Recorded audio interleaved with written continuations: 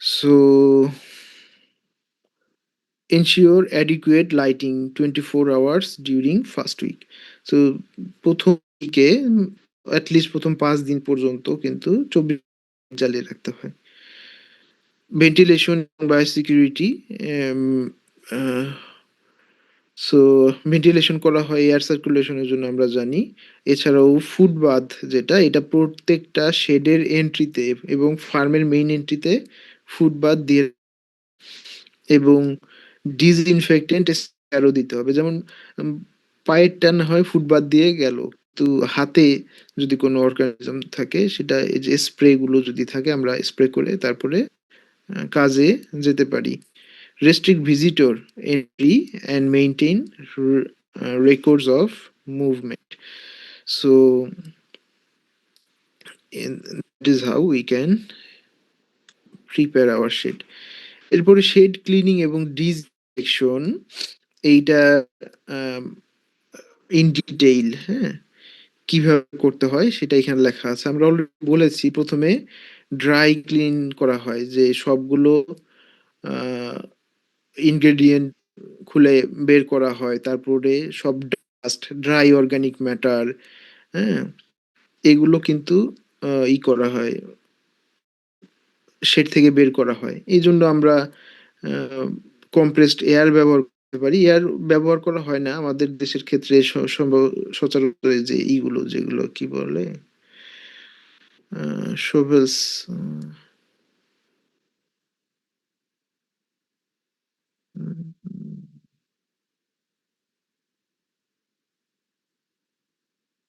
এটা বাংলা তোমরা জানো তো?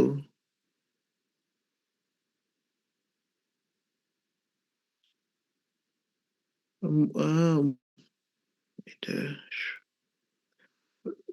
ওই যে হয়তোবা ফার্মে ময়লা তোলার জন্য যে হাঙরটা ব্যবহার করা হয় আরকি। এটা তো ওকে। আ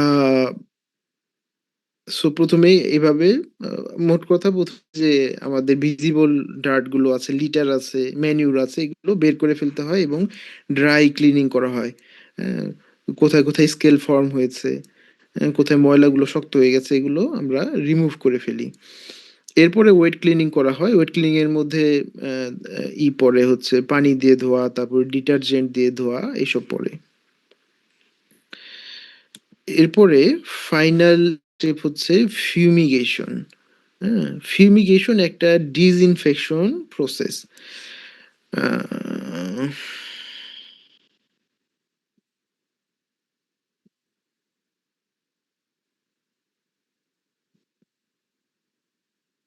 হুম, ফিউমিগেশন হচ্ছে একটা ডিসইনফেকশন প্রসেস। আমরা এর আগে দেখেছি যে ফিউমিগেশন বিভিন্ন কেমিক্যালস দিয়ে করা হয়। তবে যদি আমরা আ দ ইয়ার মাধ্যমে স্মোকের মাধ্যমে ডিসইনফেক্ট করতে চাই সেক্ষেত্রে ফিউমিগেশন করা হয়। হ্যাঁ? সো স্মোকের মাধ্যমে করার একটা অ্যাডভান্টেজ রয়েছে ওভার আদার মেথডস। সেটা হচ্ছে স্মোক এমন সকল জায়গায় প্রবেশ করতে পারে যেখানে আমাদের অন্যান্য ডিসইনফেক্টেন্ট সেটা স্প্রে ফর্মে হোক অথবা লিকুইড ফর্মেই হোক না কেন সেটা প্রবেশ করতে পারে না। হ্যাঁ? ওয়াটার মানে গ্যাস ফর্মে যেগুলো পসিবল হয়। এজন্যে অনেকে ফিউমিগেশনটা করে আর বেশি প্রেফার করে। So fumigation is a method of disinfection or destruction of harmful organism in an environment by using fumigants. ফিউমিগ্যান্ট ব্যবহার করে বা স্মোক প্রডিউস করে এই ধরনের ইনগ্রেডিয়েন্ট ব্যবহার করে ফিউমিগেশন করা হয়। গ্যাস অথবা ফিউম তারা রিলিজ করে। The purpose of fumigation is to destroy organism that could affect tick, poult or ducklings, especially disease fowl, typhoid, poluram, endemic tremor, infectious bronchitis, etc. Fumigation, okay, so fumigate has been completed and the equipment has been installed again. So আমরা যেটা বলেছিলাম যে আমরা কিন্তু ওই যে করি যেটা ইকুইপমেন্ট গুলো আমরা শেড থেকে খুলে খুলে বের করে বাইরে এনে পরিষ্কার করি, তাই না? পরিষ্কার করি, সেটাকে ড্রাই ক্লিন করা হয়, এরপরে আবার ডিটারজেন্ট ওয়াটার দিয়ে ক্লিন করা হয়। সো ওয়েট ক্লিনও সে হলো। যখন এই ইকুইপমেন্টের ওয়েট ক্লিনিং শেষ হয়ে যাবে তখন এই ইকুইপমেন্টগুলো আমরা আবার ওই আমাদের শেডের ভেতরে নিয়ে আবার ফিট করব জায়গা মতো। ফিট করার পর তারপরে লাস্টলি ফিউমিগেট করা হয়, যাতে করে এই ইকুইপমেন্টগুলো ফিউমিগেশনের ইয়াতে আসে আর কি, ক্যাপাসিটির মধ্যে আসে। এবং ফিউমিগেশনের সময় আমাদের অবশ্যই অ্যাপ্রোপ্রিয়েট পিপিই ইউজ করতে হবে। পার্সোনাল প্রোটেক্টিভ ইকুইপমেন্ট আর পিপিই ইনক্লুডস দিস। ফিউমিগেশনটা দুই ধরনের হয়ে থাকে। একটা হচ্ছে ব্লিচিং পাউডার মেথড, আর একটা হচ্ছে potassium permanganate method. So bleaching powder যে মেথডটা, এটা প্রতি 100 স্কোয়ার ফিটের জন্য sorry 1000 square feet of speech জন্য 2 KG bleaching powder with 4 litre of formalin, এইটা মিক্স করলে এখান থেকে কিন্তু ধোঁয়া উৎপন্ন হয়। হ্যাঁ, তারা ভোলাটাইল হয়ে যায় এবং এর মাধ্যমে তারা মাইক্রো অর্গানিজমগুলো কিল করে। পটাশিয়াম পারম্যাঙ্গানেট মেথড যেটা, এটা আবার এখানে পটাশিয়াম পারম্যাঙ্গানেট মেথডে 2 parts of formalin mixed with 1 part of potassium permanganate. হ্যাঁ, সো 2 ভাগ ফরমালিন, 1 ভাগ পটাশিয়াম পারম্যাঙ্গানেট। তবে পটাশিয়াম পারম্যাঙ্গানেট মেথড এটাকে আবার দুই ধরনের হতে পারে, দুইটা স্ট্রেংথের হতে পারে। একটা হচ্ছে সিঙ্গেল স্ট্রেংথ কনসেন্ট্রেশন আর একটা double strength concentration. Single strength concentration যেটা, সেটা হচ্ছে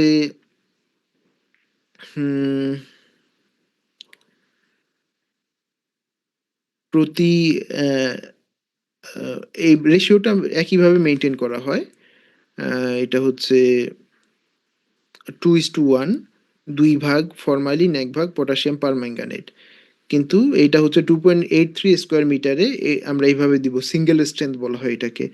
আর যদি আমরা এই 2.83 স্কোয়ার মিটারেই এই ভলিউমগুলো দ্বিগুণ করে দিই, যেমন 80 ml অফ ফরমালিন আর 20 গ্রাম অফ পটাশিয়াম পারম্যাঙ্গানেট, এটা বলা হয় ডাবল স্ট্রেংথ।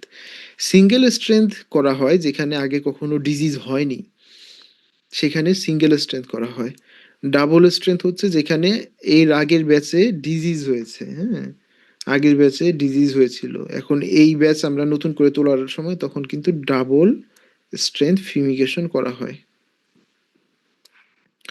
ফিউমিগেশনের স্টেপগুলো এখানে লেখা আছে, আমি খুব সহজভাবে বলে দিই। যেটা করতে হয় সেটা হচ্ছে ফিউমিগেশন যখন আমাদের ওয়েট ক্লিনিং শেষ হয়ে গেল এবং আমরা ইকুইপমেন্টগুলো সব সেট করে ফেললাম, এরপরে আমরা ফিউমিগেশন করব। ফিউমিগেশনের জন্য প্রথমেই আমাদের আহ, একটা পাত্র দরকার। হ্যাঁ, যে পাত্রে আমরা আহ, এই যে পটাশিয়াম পারম্যাঙ্গানেট নিব। ওকে। হুম, পটাশিয়াম পারম্যাঙ্গানেট নিব, এরকম একটা পাত্র প্রয়োজন। সো আমরা যেটা করব, আমাদের যে ফার্ম অথবা শেডে ঢুকবো, ঢুকে এটার সকল দরজা জানালা সবকিছু বন্ধ করে দিতে হবে। বন্ধ করে দিয়ে চারিদিকে সিল করব, ভেন্টিলেশন ক্লোজ করে দিব, করে একটা পাত্রে এই পটাশিয়াম পারম্যাঙ্গানেট আমাদের যতটুকু প্রয়োজন, হ্যাঁ, প্রতি 2.83 স্কোয়ার মিটার জায়গার জন্য আমরা সিঙ্গেল স্ট্রেংথ অথবা ডাবল স্ট্রেংথ যেটা চুজ করি সেই অনুযায়ী আমাদের ইনগ্রেডিয়েন্ট নিতে হবে। সো পরিমাপ মতো পটাশিয়াম পার ম্যাঙ্গানেট এটা আমরা পাত্রে নিব। এবং এরপরে যেটা করতে হয় সেটা হচ্ছে যে আমাদের ফরমালিন যেটুকু, এইটা আমরা এই পটাশিয়াম পার ম্যাঙ্গানেটের উপরে ধীরে ধীরে ঢেলে দিব। সো এটা আমাদের অবশ্যই এই সিকোয়েন্সেই করতে হবে। হ্যাঁ, সো এটা এমন করা যাবে না যে ফরমালিন একটা পাত্রে রেখেছি, তারপরে আমরা পটাশিয়াম পারম্যাঙ্গানেট তার উপর ঢেলে দিব, সেটা কিন্তু করা যাবে না। এভাবেই করতে হবে। আগে পটাশিয়াম পারম্যাঙ্গানেট নিতে হবে। এরপরে সেখানে ধীরে, ধীরে আমরা আমাদের যে যতটুকু ফরমালিন ওটুক ঢেলে দিব।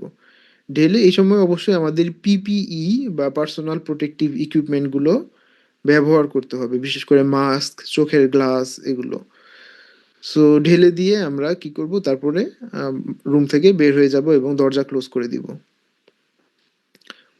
এবং it will be remain locked for 1 week. ১ সপ্তাহের জন্য বন্ধ থাকবে। After a week of locking up the house, open it and the windows and allow the residue hmm, তারপরে কিন্তু উম যে গ্যাসগুলো থাকে এগুলো আমরা বের হয়ে যাওয়ার সুযোগ দিব। কয়েক ঘন্টা খোলা থাকার পরে এরপরে আবার আমরা দরজা গুলো বন্ধ করে দিব। এ বন্ধ রাখবো যতক্ষণ পর্যন্ত বাচ্চা না আসে ততক্ষণ পর্যন্ত দরজা-টরজা বন্ধ থাকবে। গ্যাস যেহেতু অলরেডি বের করে দেওয়া হয়েছে, হ্যাঁ? এরপরে স্যাম্পলিং করা যেতে পারে আবার। ধরো যে হাউসের বিভিন্ন জায়গা থেকে স্যাম্পল নিয়ে মাইক্রোবায়োলজিক্যাল টেস্ট করে দেখা যেতে পারে যে কোনো মাইক্রো অর্গানিজমস আছে কি নেই। Then our next chapter is brooding house, brooding of broiler chicks.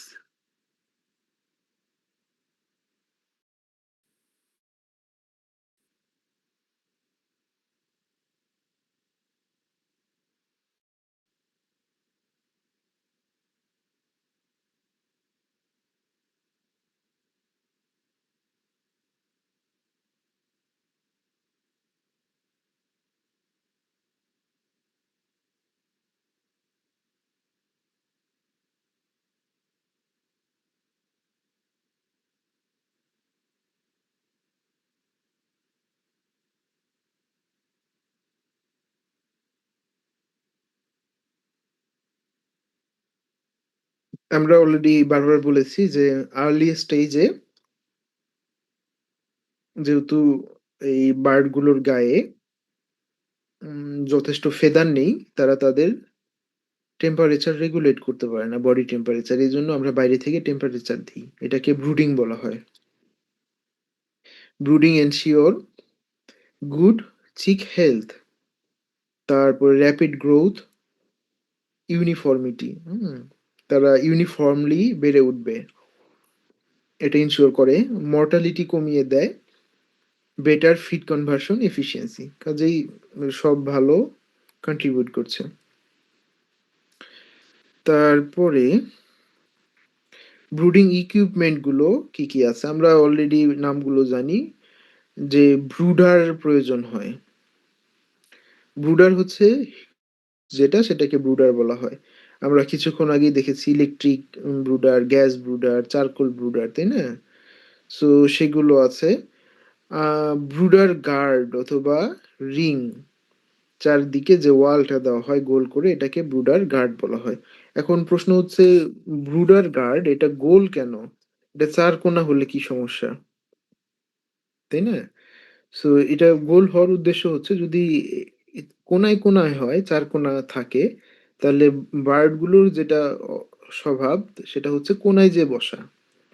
কোনায় যে বসলে হিট সোর্স তো মাঝখানে, তাই না? কোনাতে কর্নারে অতটা টেম্পারেচার ইউনিফর্ম থাকে না, কাজেই সেখানে ঠান্ডা পরিবেশ থাকবে। সেখানে যদি বার্ড চলে যায়, এখানে গেলে কিন্তু সে এই টেম্পারেচারটা মেনটেন করতে পারবে না, এক নাম্বার। দ্বিতীয়ত উম, কোনায় যে একটা বার্ড যায় সেটাই না, কোনা পেলে তারা সবাই এক কোনায় চলে যেতে চায়, হ্যাঁ, বা কোনা কর্নার গুলোতে চলে যেতে চায়। তাহলে একটার উপর আরেকটা উঠে এভাবে সাফোকেশন হয় এবং বার্ড মারা যায়। নিচে যে বার্ড গুলো পড়ে তারা কিন্তু মারা যায়। এই জন্য ব্রুডার গার্ড এটা রাউন্ড হতে হবে। থার্মোমিটার থাকতে হয় আমাদের, যাতে আমরা টেম্পারেচার রিড করতে পারি সব সময়। কত আছে, কত প্রয়োজন, এটা আমাদের জানা দরকার। লিটার, হ্যাঁ? উম, আমরা জানি লিটার দেওয়া হয় যাতে বার্ডগুলো কমফোর্টেবল থাকে এবং তারা যে ড্রপিংস এক্সক্রিট করে সেটার যাতে ওই লিটার গুলো ময়েশ্চার অ্যাবজর্ব করে নেয় ড্রপিংসের, তাই না? যাতে কমফোর্টেবল একটা পরিবেশ দেয়, ড্রাই কমফোর্টেবল একটা পরিবেশ দেয়, এই জন্য লিটার ইউজ করি। ফিডার এবং ড্রিঙ্কার প্রপোর্শনেট ওয়েটে দিতে হবে। লাইটিং সিস্টেম আমাদের লাইট যেমন হিট প্রডিউস করে সেই একই সাথে তারা ভিজিবিলিটিও প্রদান করে, তাই না? কাজেই they keep the chicks active. Ventilation device দিতে হবে, যেমন ফ্যান অথবা সাইড কার্টেইন অথবা এয়ার ইনলেট, বাতাস প্রবেশ করার মতো ইনলেট বা খোলা জায়গা, এগুলো for air movement. Litter specifically যদি আমরা স্টাডি করি তাহলে litter is the bedding material spread on the floor for poultry rearing. So লিটারের পারপাস হচ্ছে they absorb moisture and droppings. Droppings এবং ময়েশ্চার এগুলো তারা অ্যাবজর্ব করে ফেলে, কাজেই আমাদের ফ্লোরটা ওয়েট হবে না বা স্যাঁতসেঁতে হবে না। Provide insulation from cold floor. ফ্লোরের টেম্পারেচার রিলেটিভলি কম থাকে, সেই ফ্লোরের টেম্পারেচার থেকে ইনসুলেটর হিসেবে তারা কাজ করে বা তাপ অপরিবাহী হিসেবে কাজ করে। Reduce leg problems and maintain hygiene. পায়ে সমস্যা কমিয়ে দেয় এবং হাইজিন মেনটেন করে।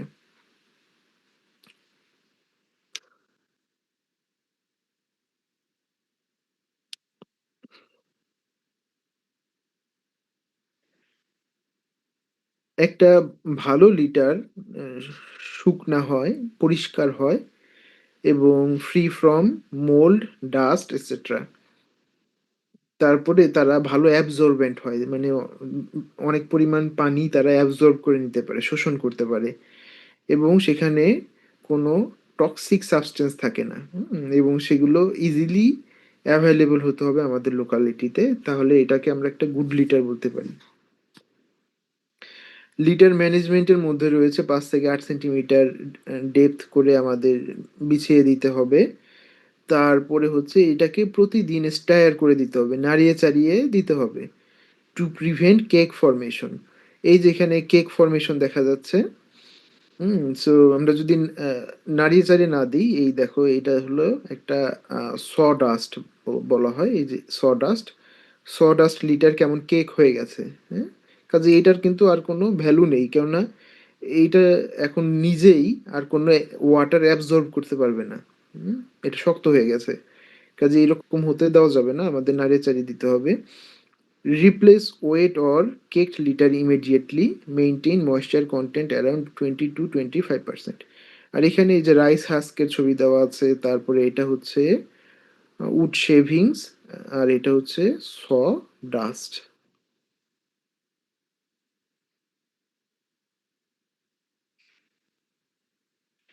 Stocking density. Stocking density refers to the number of chicks per unit area in the animal house or broiler shed. So একটা নির্দিষ্ট এরিয়াতে, ইউনিট অফ এরিয়াতে কতগুলো করে বার্ড আছে এটাকে বলা হয় স্টকিং ডেন্সিটি। আমাদের ধরো যে 1,000 স্কোয়ার ফিটের একটা ব্রয়লার শেড আছে। 1,000 স্কোয়ার ফিটের একটা ব্রয়লার শেড আছে এবং সেখানে 2,000 ব্রয়লার আছে। তাহলে আমাদের ওখানে স্টকিং ডেন্সিটি হচ্ছে 0.5 স্কোয়ার ফিট পার হেড। প্রতিটা বাচ্চার জন্য 0.5 স্কোয়ার ফিট আমরা ওখানে দিয়েছি। সো স্টকিং ডেন্সিটি এটা একটা ইম্পর্টেন্ট প্যারামিটার, কেননা এটা অনেক কিছুকে অ্যাফেক্ট করে।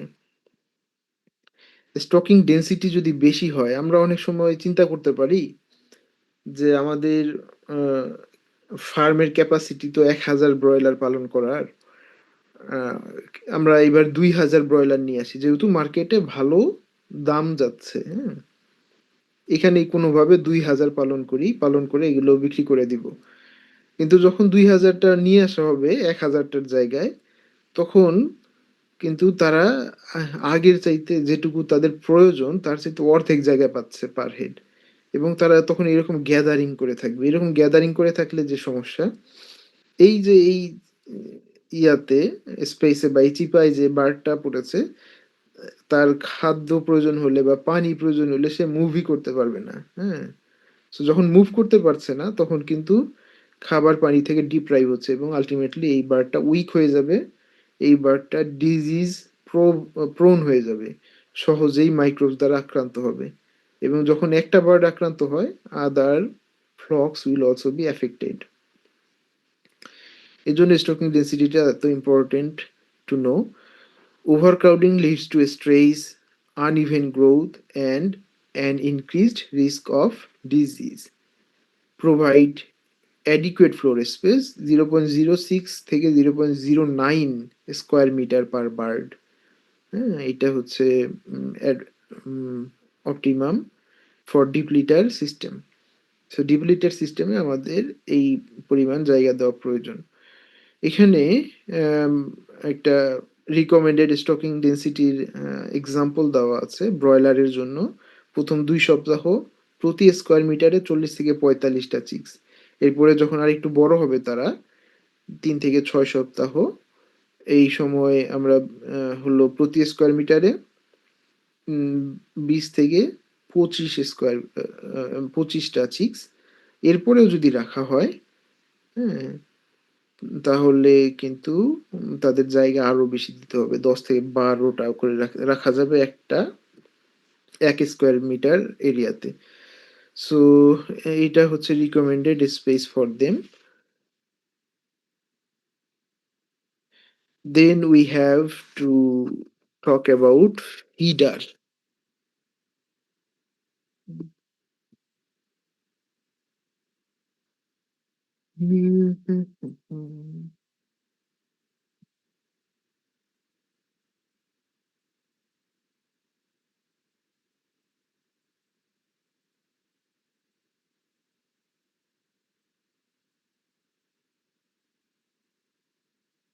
ফিডার নিয়ে কথা বলতে গেলে, ফিডারের পারপাস কি?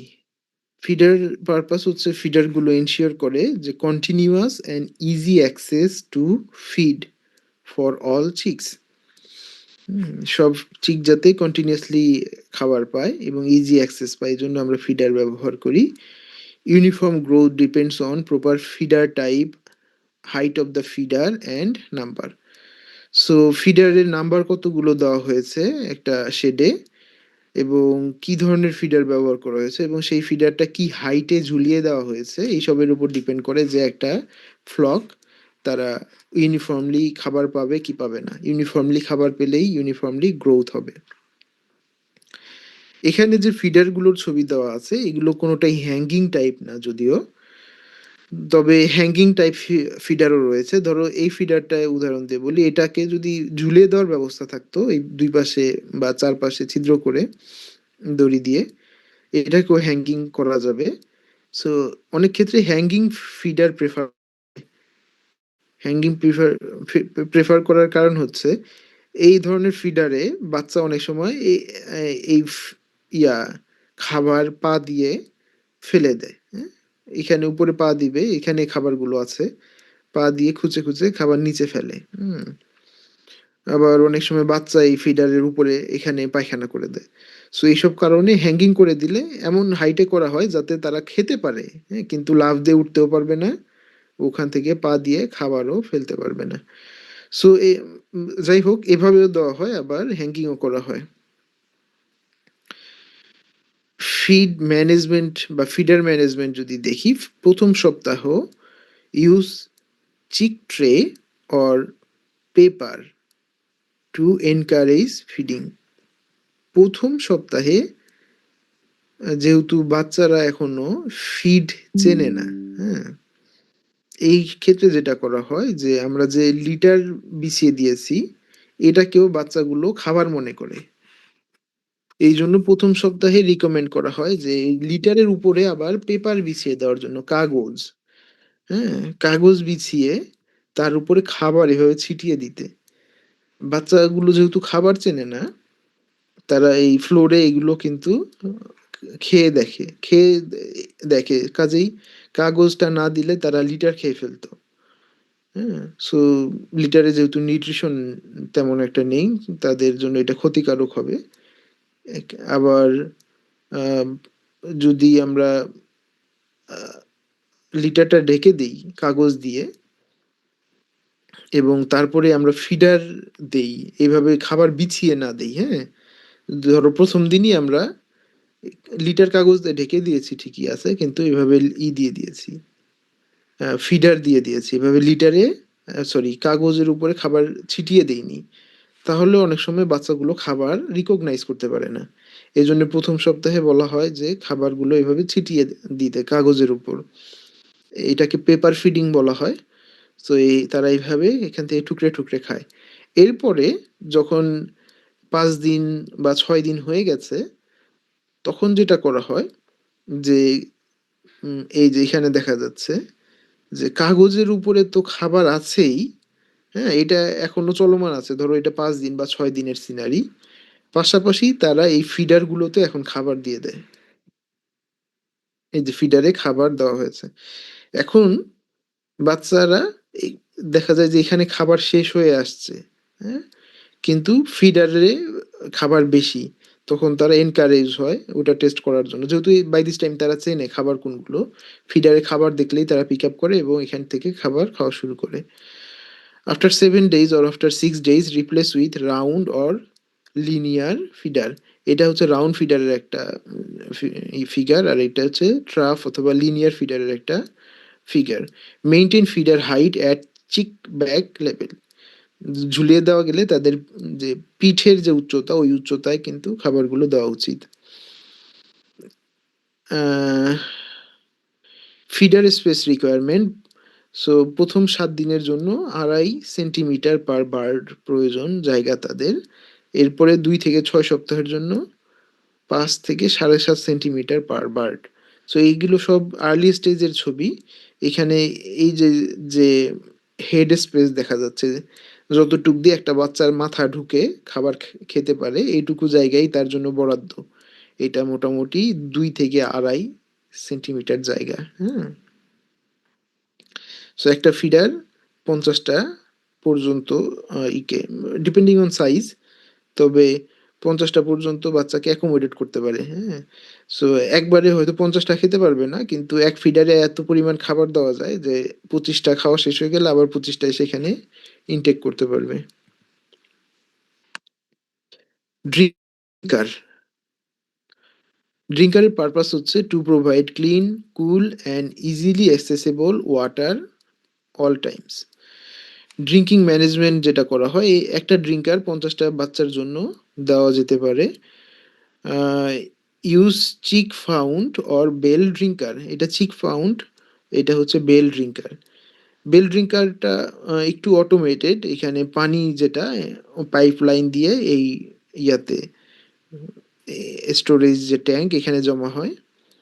আর যেটা ওয়াটার ফাউন্ড, এটাতে পানি জমা হয় না, এটা ম্যানুয়ালি পানি দিতে হয় উপর দিয়ে, হ্যাঁ?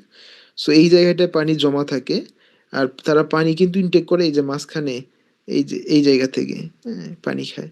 সো তারা পানি খেলে যদি নিচে পানি শেষ হয় তাহলে এখান থেকে একটু পানি রিলিজ হয়ে আবার এটা ভরে থাকে, হ্যাঁ? এই ধরনের। উম ওয়াটারটা ক্লিন, ফ্রেশ এবং একটু ওয়ার্ম হলে ভালো হয়। এছাড়াও ওয়াটারে আমরা ভিটামিন, ইলেক্ট্রোলাইট, গ্লুকোজ এগুলো এড করে দিতে পারি। অ্যা এখানেও যদি হ্যাঙ্গিং এর সুযোগ থাকে তাহলে চিকের ব্যাক হাইটে দেওয়া উচিত। কেননা ওয়াটারও কিন্তু তারা ফেলে দেওয়ার চেষ্টা করে বা পানিতে জাম্প করার চেষ্টা করে নিজেরাই। So that is not good for the litre and for the bird. A temperature নিয়ে যদি আমরা কথা বলি, টেম্পারেচার তোমরা বাই দিস টাইম জানো। ফার্স্ট উইকে আমরা ৩২ থেকে ৩৫, এরপরে প্রতি সপ্তাহে ২ থেকে ৩ কমিয়ে, কমিয়ে যখন ২৪ থেকে ২৬ ডিগ্রিতে চলে আসে, তখন আর আমাদের এক্সটার্নাল হিটিং এর প্রয়োজন নেই। হ্যাঁ? আমাদের রুমের টেম্পারেচারই যেহেতু ২৪-২৬ এর মধ্যে ঘোরাঘুরি করে। তবে যদি রুমের টেম্পারেচার এমন হয় ২৭-২৯ যাচ্ছে, হ্যাঁ? ২৭ থেকে ২৯ এর মধ্যে, তাহলে ৩য় সপ্তাহেই আমরা ব্রুডিং বন্ধ করে দিব। তার মানে রুম টেম্পারেচারের সাথে ম্যাচ হওয়ার সাথে সাথেই ব্রুডিংটা ক্লোজ করে দিব আমরা। উম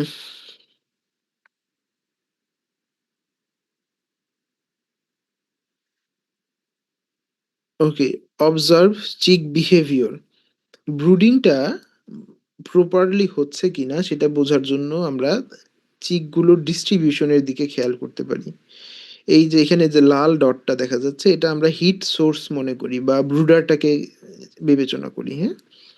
এটা যদি হিট সোর্স হয় আর আমরা যদি দেখি যে বাচ্চাগুলো এভাবে ডিস্ট্রিবিউটেড আছে, তার মানে এই যে সাইড ওয়ালে বা চিক গার্ডের গা ঘেঁষে চারদিকে রয়েছে, তাহলে এখান থেকে বোঝা যায় যে এই হিট সোর্স থেকে বেশি পরিমাণ হিট রিলিজ হচ্ছে। তারা এটার নিচে বা আশেপাশে থাকতে পারছে না গরমের জন্য, এই জন্য তারা বেশি বাইরে চলে গেছে। কাজে এই সময় আমাদের কিন্তু টেম্পারেচার কমিয়ে দিতে হবে। ইভেনলি ডিস্ট্রিবিউটেড থাকলে বুঝতে হবে দ্য টেম্পারেচার ইজ পারফেক্ট। সবাই যদি হিট সোর্সের নিচে এসে গাদাগাদি করে সেক্ষেত্রে বুঝতে হবে যে টেম্পারেচার কম দেওয়া হয়েছে, এই জন্য সবাই এটার নিচেই চলে আসছে, হ্যাঁ? সেক্ষেত্রে টেম্পারেচার বাড়িয়ে দিতে হবে। আর যদি এই ধরনের কন্ডিশন থাকে যে সবাই এক প্রান্তে চলে যাচ্ছে, তাহলে বুঝতে হবে যে বায়ু বা ড্রাফট আসছে, হ্যাঁ? বাতাসের জন্য তারা একদিকে চলে আসে। বাতাসটা কোন দিক থেকে যদি বাতাস আহ, এই দিক থেকে মানে বাতাসটা যে প্রান্ত থেকে আসে তারা সেই প্রান্তেই যে হাডল হয়, হ্যাঁ? এই দিক থেকেই বাতাস প্রবাহ হচ্ছে, এই দিক থেকে প্রবাহ হওয়ার কারণে যেটা, তারা এই সাইড ওয়ালে থাকলে এখানকার বাতাসটা সাইড ওয়ালের জন্য কিন্তু গায়ে লাগতেছে না, হ্যাঁ? কিন্তু তারা যদি এইদিকে থাকে তাহলে এই বাতাসটা এইভাবে উপর দিয়ে এসে গায়ে লাগতো। কাজেই তারা এখানে এসে শেল্টার নিয়েছে। সো আমাদের খুঁজতে হবে যে বাতাস কোন দিক দিয়ে আসছে সেটা বন্ধ করতে হবে। So this is how to temperature maintain. Ventilation maintain ভাবে করা হয়ে থাকে আমরা জানি। এর উদ্দেশ্যটা হচ্ছে আমরা ফ্রেশ এয়ার এটা ভেতরে শেডের ভেতরে ঢুকাতে চাই এবং ভেতরের স্টেল এয়ার, ইনক্রিজড ময়েশ্চার এমন এগুলো আমরা বাইরে করে দিই।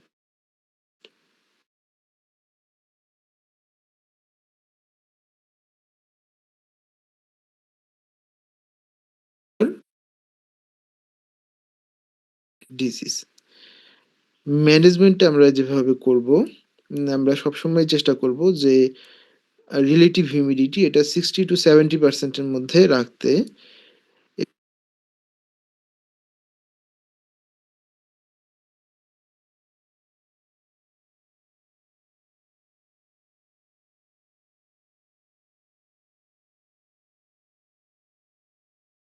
অথবা fan to regulate air flow, side wall fan এগুলো এয়ার ফ্লোকে এনশিওর করে।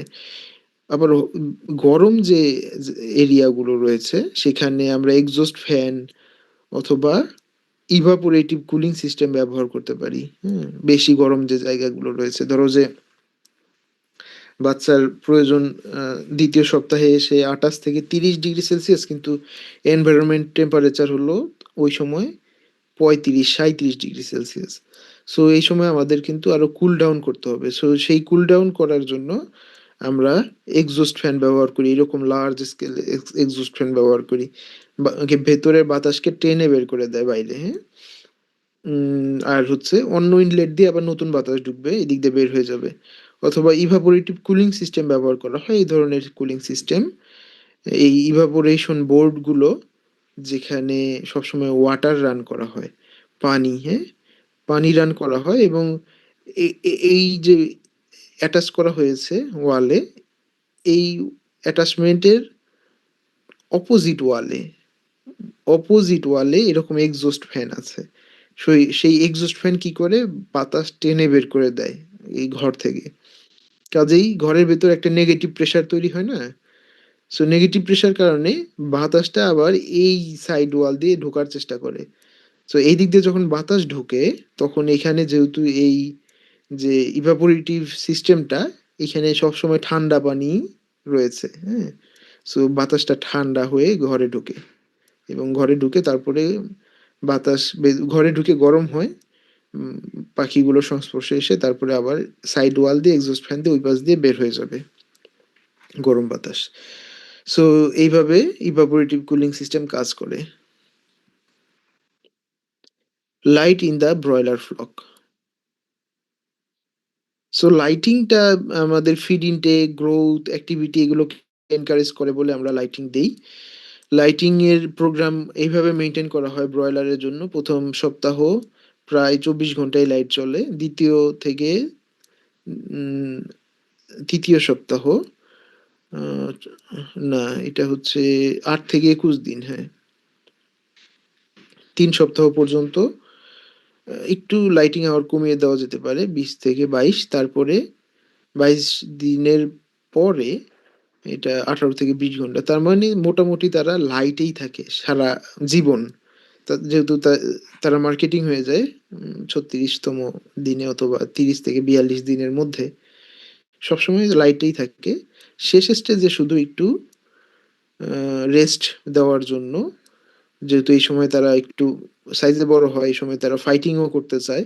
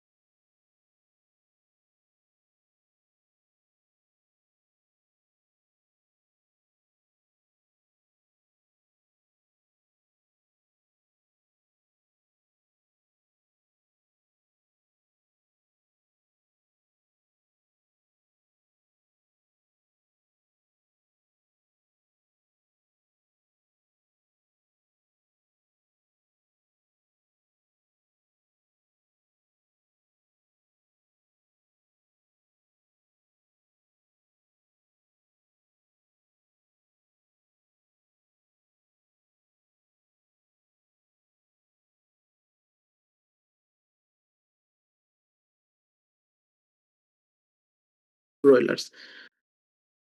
So we just have covered slide number 30. Any question from today's lecture?